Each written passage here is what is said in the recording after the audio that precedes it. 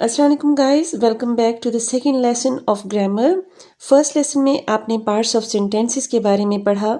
आज हम सीखेंगे कि टेंसेस क्या होते हैं, टेंसेस की कितनी टाइप्स हैं और टेंसेस को पढ़ने के लिए क्या इंपॉर्टेंट स्टेप्स हैं। तो चलिए शुरू करते हैं अपना सेकंड लेसन। तो सबसे पहले हमें देखना है कि टेंस क्या है। What is a tense? Mostly हमारे जहन में इसका आंसर यही आता है कि it is present, past and future. लेकिन क्या ये सिर्फ प्रेजेंट, पास्ट और फ्यूचर ही है? जी नहीं, बिल्कुल। इसमें हम सिर्फ टाइम के बारे में नहीं बल्कि वर्क की हालत के बारे में भी पढ़ते हैं कि वो काम कितना हुआ है, कैसे हुआ है, इसके बारे में भी पढ़ते हैं। फॉर एग्जाम्पल कुछ सेंटेंस देखते हैं, जैसे कि he is reading the newspaper, Ali has taken his tea, he was telling a lie. अब यहाँ पर इज़, हैज़, वॉज से हमें इसका टाइम तो पता चल रहा है, लेकिन रीडिंग, टेकन, टेलिंग, ये सब हमें क्या बता रहे हैं? जी हाँ, ये हमें वर्क की डिफरेंट हालतें बता रहे हैं कि काम किस तरह से हुआ। तो चलिए देखते हैं टेंस को। What is a tense? It tells us that how and when an action takes place. ये हमें बताता है कि कोई अमल कैसे और कब होता है।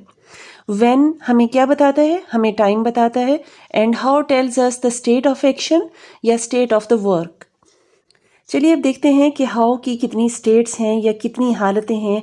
हाउ हमारा काम है, ठीक है, वर्क है, तो इसकी कितनी हालतें हो सकती हैं? इंग्लिश में कॉन्टिन्यूस, जारी, परफेक्ट, काम मुकम्मल भी हो सकता है, ज़रूरी नहीं कि वो सिर्फ जारी हो। परफेक्ट कॉन्टिन्यूस भी हो सकता है कि जो कुछ हो गया हो और कुछ चल रहा हो। इनडेफिनेट भी हो सकता है।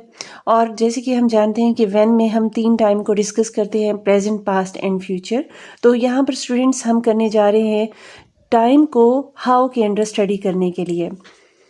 तो सबसे पहले हम देख लेते हैं कि किसी भी टेंस को पढ़ने के लिए किन इम्पॉर्टेंट स्टेप्स की ज़रूरत होती है। जी हाँ, हमें 5 इम्पॉर्टेंट स्टेप्स को अपने जहन में रखना होता है ताकि हम टेंसेस को अच्छे से स्टडी कर सकें। इसका सबसे पहला जो स्टेप है वो है डेफिनेशन। हमें मालूम होना चाहिए कि उसकी डेफिनेशन क्या है। तो आप इसमें बिल्कुल सेकंड पॉइंट होता है उर्दू रिकग्निशन, कि उसकी उर्दू में पहचान क्या है, हम कैसे सेंटेंस बोल रहे हैं। फिर हम देखते हैं कि फॉर्म ऑफ वर्ब क्या है, और उसके बाद जो इम्पॉर्टेंट चीज़ है वो हेल्पिंग वर्ब है। और उसके बाद हम बनाना सीखते हैं कि मेकिंग ऑफ नेगेटिव और इंट्रोगेटिव सेंटेंस हम कैसे बना सकते हैं। तो ये तो कुछ प्रिंसिपल से रूल्स थे कि हम स्टडी कैसे करते हैं टेंस को। चलिए आइए हम अपना स्टार्ट करते हैं कॉन्टिन्यूस टेंसेस को, क्योंकि हम हाउ यानी कि हमारा काम कैसे हुआ है उसको हम स्टडी कर रहे हैं व्हेन के साथ। हमारा व्हेन है प्रेजेंट, पास्ट, फ्यूचर, और पहले हम जो स्टडी करने जा रहे हैं वो है कॉन्टिन्यूस टेंस, कॉन्टिन्यूस टेंसेस। ठीक है, इसमें हम present continuous, past continuous and future continuous की कंस्ट्रक्शन देखेंगे। ये टेंस हमारे कैसे बनते हैं। बहुत ही आसान है गाइस।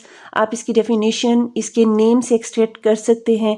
जैसे कि कॉन्टिन्यूस का मतलब होता है जारी, going on, in progress.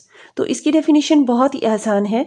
It tells us that an action is going on in present, past and future. मतलब ये कि प्रेजेंट में, पास्ट में और फ्यूचर में आपका एक्शन गोइंग ऑन है, जारी है, कॉन्टिन्यूटी है। अब देख लेते हैं इसकी उर्दू में पहचान। उर्दू में पहचान अगर हम देखें तो प्रेजेंट में रहा है आपको सेंटेंस में नज़र आएगा, या रही है या रहे हैं, ठीक है। और पास्ट में रहा था, रही थी, रहे थे। और फ्यूचर में अगर आप देखेंगे तो ये सेंटेंस होंगे एंड पर रहा होगा, रही होगी, रहे होंगे।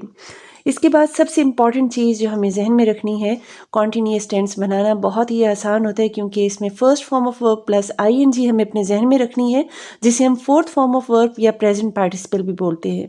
फॉर एग्जांपल आप यूज़ करते हैं ना mostly playing, reading, going, raining, jumping. तो ये सब आपके कॉन्टिन्यूस टेंसेस में यूज़ होते हैं। अब इसके बाद हम हेल्पिंग वर्ब को देख लेते हैं कि प्रेजेंट में हमारा जो चेंज होने जा रहा है, सिर्फ हेल्पिंग वर्ब हम चेंज करेंगे और बाकी हमारा टेंस आसानी से बन जाएंगे। प्रेजेंट कॉन्टिन्यूस के लिए इज़, एम, आर यूज़ होगा। पास्ट के लिए वॉज, वर यूज़ होगा। फ्यूचर के लिए will be, shall be use होगा। सेंटेंस कंस्ट्रक्शन देख लेते हैं। सब्जेक्ट के बाद हम हेल्पिंग वर्ब लगाएंगे, हमारा जो भी प्रेजेंट, पास्ट एंड फ्यूचर का टेंस होगा, और उसके बाद हम वर्ब की first form of verb plus ING और ऑब्जेक्ट लगाएंगे। अब देखते हैं प्रेजेंट कॉन्टिन्यूस की कंस्ट्रक्शन। आई के साथ एम यूज़ करेंगे, ही, शी, इट क्योंकि सिंगुलर सब्जेक्ट हैं, इसके साथ हम इज़ यूज़ करेंगे।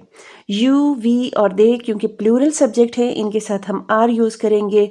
इसमें हम वो तमाम एक्शंस डिस्कस करते हैं जो हमारे बोलते हुए वो काम हो रहे हों, ठीक है, जिसे हम बोलते हैं actions happening now. For example, it is raining outside, बाहर बारिश हो रही है। मतलब जब आप बोल रहे हैं उस वक्त क्या एक्शन हो रहा है, बाहर बारिश हो रही है। तो उर्दू में इसकी कंस्ट्रक्शन रिकग्निशन है, रही है। We are studying right now, अभी हम पढ़ रहे हैं। I am having my breakfast, मैं अपना नाश्ता कर रहा हूँ। पास्ट में इसकी कंस्ट्रक्शन देख लेते हैं। पास्ट में इसकी कंस्ट्रक्शन होगी आई के साथ और ही शी इट, क्योंकि सिंगुलर सब्जेक्ट है, इनके साथ आप वॉज यूज़ करेंगे और यू वी दे के साथ आप वर्ड यूज़ करेंगे। तो इसकी कंस्ट्रक्शन आप अच्छे से जानते हैं। सब्जेक्ट प्लस हेल्पिंग वर्ब और वर्ब की first form of verb ING use करेंगे।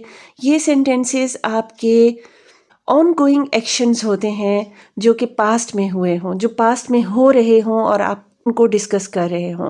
For example, I was playing with my friends, मैं अपने दोस्तों के साथ खेल रहा था। When the door bell rang, जब घंटी बजी, यानी कि एक काम मुकम्मल हो चुका है और दूसरा जो हो रहा है आप उसके बारे में बता रहे हैं, जो कॉन्टीन्यूटी में था, ठीक है। फ्यूचर कॉन्टीन्यूअस की हम देख लेते हैं कंस्ट्रक्शन। आई वी के साथ हम शैल बी यूज़ करते हैं। ही शी इट, इनके साथ हम विल बी यूज़ करते हैं। हम सिर्फ शैल आई एन वी के साथ यूज़ करते हैं, बाकी हम सब के साथ विल बी यूज़ करेंगे। और इसकी एग्जांपल है he will be going to the market tomorrow. आप देख रहे हैं कि जो एक्शन आपने नेक्स्ट फ्यूचर में डिफाइंड हो, प्लान हो, हम फ्यूचर कॉन्टीन्यूअस टेंस में डिस्कस करते हैं। अब हम इनका नेगेटिव देखते हैं। नेगेटिव याद रखिएगा, हमेशा आप हेल्पिंग वर्ब के बाद नेगेटिव लगाते हैं, हेल्पिंग वर्ब के बाद नॉट लगाते हैं और आपका नेगेटिव सेंटेंस बन जाता है। सब्जेक्ट के बाद हेल्पिंग वर्ब आता है, याद रखिएगा, और हेल्पिंग वर्ब के बाद नॉट और first form of verb plus I N G लगेगा। जैसे आपने एक सेंटेंस पढ़ा था, इन्फ्लेशन इज इंक्रीजिंग रैपिडली, तो इसके बाद आप जब नॉट लगा देंगे आपका सेंटेंस नेगेटिव में चेंज हो जाएगा। इसी तरह से जब आप हेल्पिंग वर्ब को शुरू में लिख लेते हैं, ठीक है, हेल्पिंग वर्ब को स्टार्ट में लिखते हैं, तो वो आपका इंट्रोगेटिव सेंटेंस बन जाता है। Is inflation not increasing rapidly, ठीक है, इसमें आपका इस बाय लगाने से आपका क्वेश्चन बन गया। गाइस, अब वक्त है अपने पूरे कॉन्टीन्यूअस टेंस को रिव्यू करने के लिए। आपने देखा कि इसकी डेफिनेशन है the action which is going on. Urdu में रिकग्निशन होगी रहा है, रहा था, रहा होगा for present, past and future. और इसमें हम first form of verb plus I N G use करेंगे। प्रेजेंट कंटिन्यूअस के लिए हम इज एम आर यूज़ करेंगे। पास्ट के लिए वॉज वर एंड फ्यूचर के लिए will be shall be use करेंगे। नेगेटिव बनाने के लिए हम हमेशा हेल्पिंग वर्ब के बाद नॉट लगा देंगे और आपने जब इंटेरोगेटिव बनाना हो तो उसके लिए आप हेल्पिंग वर्ब को सेंटेंस के बिल्कुल स्टार्ट में लिखेंगे और आखिर में क्वेश्चन मार्क लगाएंगे, तो आपका इंटेरोगेटिव सेंटेंस बन जाएगा। अब वक्त है आपकी एक्टिविटी का, तो जल्दी से आप वीडियो को पॉज कीजिए और इन सेंटेंसेस को कमेंट बॉक्स में लिखकर बताइए ताकि मुझे पता चले कि आप लोगों को ये टेंसेस अच्छे से समझ में आ गए हैं। हम खेल रहे हैं, किसान खेत में हल चला रहा है, वो कल बाजार जा रहा होगा।